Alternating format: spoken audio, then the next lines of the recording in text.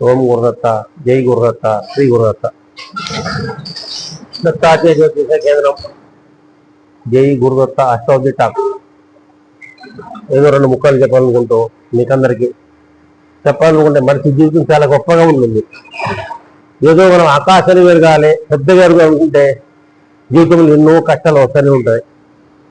జీవితం 120 సంవత్సరాలు అయినపోయినా మా జీవితంలో ఎన్నో కష్టాలు వస్తుంటాయి. కష్టం వద్దని మనం ఎప్పుడు ఉంటే అది కాదు.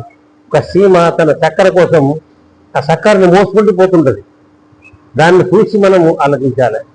ఆనాడు అర్జునుడు మహాభారతంలో ఎన్నిసారి ఎందుబడ్డా ఆఖరికి విజయం ఎందుకు సాధించాడు. అలాగే జీవితంలో చాలా కష్టాలు జీవితంలో వస్తూనే ఉంటుంది. జీవితం అనేదే కష్టం. మానవ అంటే కష్టం. జీవితంలో అన్ని కష్టాలు మనము చూస్తూనే ఉంటాం, చేస్తూనే ఉంటాం.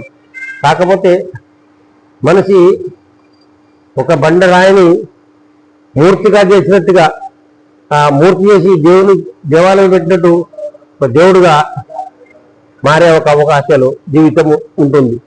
అదే బండరాయి అట్లే పడి ఉంటే అది బండరాయిగా మారిపోతుంది. దాన్ని మూర్తి చేసి దేవాలయం పెడితే దానికి మూర్తిగా శివుడు, గణపతియో, సుబ్రహ్మణ్యో ఏదో ఒకటి పేరు వస్తుంది.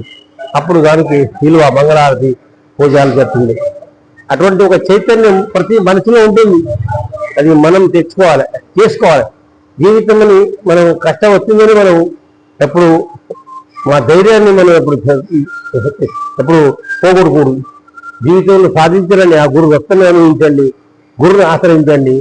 మీకు ఎప్పుడు మెలిజొస్తుంది. జై దత్త, గురుదత్త, జై గురుదత్త.